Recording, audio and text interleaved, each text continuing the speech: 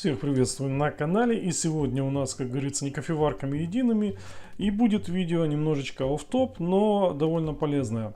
Это видео будет о том, как элементарным образом настроить или отрегулировать ножи на машинках для стрижки и как правильно их смазать. Показывать буду на популярной машинке от Moser. Все это видео будет полезно тем, у кого как раз вот такие машинки с креплением на винтиках. Что нам нужно сперва сделать? Это открутить вот эти винтики. Они могут быть под шлицевую отверточку, такую плоскую в простонародье, или же под крест, или же под шестигранник. Но самое главное это найти максимально подходящую отверточку. То есть не надо брать и крутить чем попало, потому что эти винтики, они в основном сделаны из такого мягенького металла. Они очень легко повреждаются, и если вы сорвете шлицы или как-то повредите, тогда вы просто потом не сможете их нормально выкручивать. Поэтому лучше сделать сразу нормальной отверточкой. Они могут быть зажаты, могут быть не сильно зажаты. В принципе, их сильно зажимать нет необходимости, но может быть так, что они уже такими есть. И прежде чем мы будем их настраивать, раз уж мы их уже сняли, то советую сделать чистку и смазку. В принципе, у всех аппаратов таких задумано, чтобы можно было смазывать их в процессе работы или не разбирая. То есть, чтобы быстро накапал масло и пошло дело. Но в процессе пользования масло, конечно же, не остается там, где оно должно быть. Оно немножечко разъезжается. Сюда может попадать ворса, пыль, волосы. И оно может просто залипать на этом масле. Поэтому просто берем салфеточку и хорошенько протираем от остатков старого масла. Такую процедуру, в принципе, лучше делать периодически. Далее по поводу масел. Масла нужно использовать исключительно только такие, которые подходят для смазки вот таких машинок. Они обычно идут в таких маленьких бутылочках в комплекте, либо же можно их заказать на любом маркетплейсе. Их, в принципе, достаточно много продается. Но ни в коем случае нельзя использовать сюда масло для швейных машинок, никаких сверхпроникающих смазок типа ВД-40 и похожих, автомобильные масла сюда нельзя использовать и тем более растительные масла, которые в кухне применяются. Вот. Почему тут важно применение вот таких вот масел? Все дело в том, что у них есть определенная консистенция и температурные характеристики. Во время работы ножи, естественно, соприкасаются, и в этих местах соприкосновения они трутся. Во время трения тут очень сильно нагревается, и, естественно, масло может менять свои характеристики при возрастании температуры. Ну и получается так, оно либо может стать густым, если это не специальное масло, либо оно может стать слишком жидким, либо оно будет создавать трудности для движения вот этого ножа, либо оно будет разбрызгиваться и может даже закипеть от нагревания. Тут нужно минимум этого масла, то есть не нужно много и не нужно слишком мало. Достаточно столько сделать, чтобы образовалась небольшая такая масляная пленочка, которая бы помогала движению этого ножа. Масла нужно буквально капельку.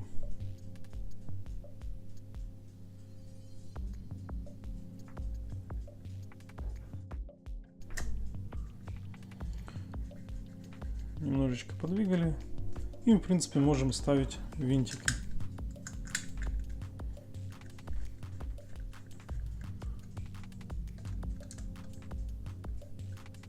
Сперва мы можем затянуть немножечко сильнее. После этого могут остатки масла выступить немножечко.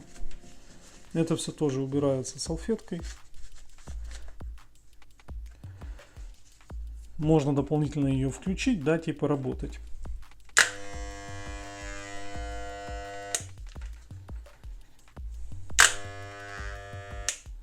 Наша задача теперь выставить смещение, вот этот вот зазор между большим неподвижным ножом и вот этим вот подвижным мелким. Рекомендуется делать зазор примерно в 1 мм. То есть даже производители делают такие рекомендации. Почему не стоит делать меньше? Во-первых, это не триммер, а машинка для стрижки. у них немножечко разное назначение и, соответственно, строение. Дело в том, что у триммера ножи имеют меньшую толщину, они тоньше. А зубья у этих ножей, они расположены ближе друг к другу, и они немножечко шире. В результате этого, когда мы прикасаемся этими ножами к телу, они не делают никаких повреждений. То есть триммер предназначен для того, чтобы подстригать практически в ноль. А машинка предназначена для того, чтобы срезать большие массы волос. Поэтому у машинки ножи, они имеют большее расстояние между резцами, то есть между зубьями у них больше расстояние. Зубья более острые и тонкие. Для того, чтобы, так сказать, делать меньшее сопротивление при срезании большого количества волос. Поэтому, если выставить их практически в один уровень, вы просто сделаете эффект пилы, и оно будет просто повреждать кожу. То есть будет пилить по коже. Чего не стоит допускать. Что нам теперь нужно сделать?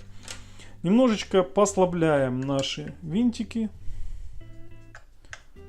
Так, чтобы можно было этот нож двигать. Если мы его поднимем вверх, то зазор будет довольно большим. Примерно миллиметра 2-3. Нам этого не надо, так как у нас есть специальный регулятор для этих целей. Нам нужно установить минимально подходящее расстояние. Нам нужен миллиметр. Но миллиметр, конечно, это все на глаз. Приблизительно выставив, можно начать затягивать, но не спешим. Если у вас получилось немножечко не в параллель, то это ничего страшного, потому что частота движения ножей приблизительно от 3000 вибрационных до 6000, если там на моторчике. При таких скоростях движений, в принципе, небольшая непараллельность, она нивелируется, и это не страшно. А теперь нам нужно выставить положение по горизонтали. Для этого у нас есть вот такое изображение, где нам показано. То есть мы поворачиваем движущимся ножиком на себя, а не движущимся от себя.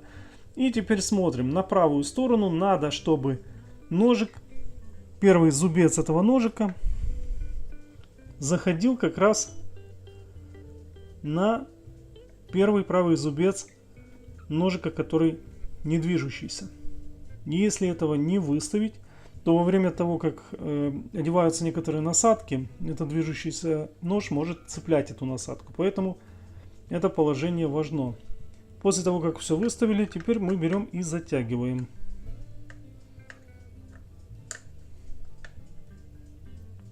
Так, в принципе, и вся регулировка положения ножей заключается лишь в том, чтобы отрегулировать вот это положение, условно по вертикали, сделать правильный зазор в 1 мм, и положение относительно ножа по горизонтали, чтобы первый зубец с этим совпадал.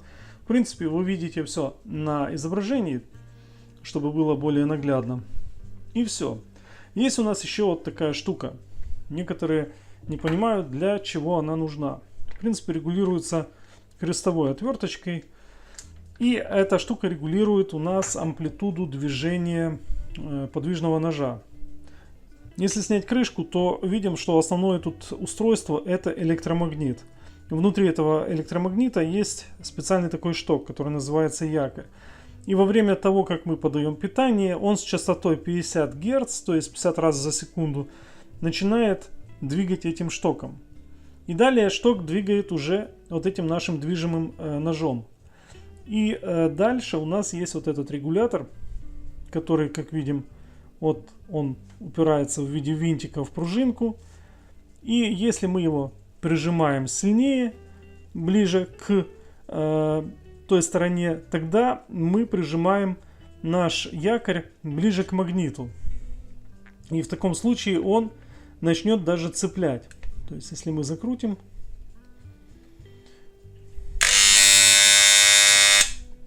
слышим, это уже начинается металлический звук.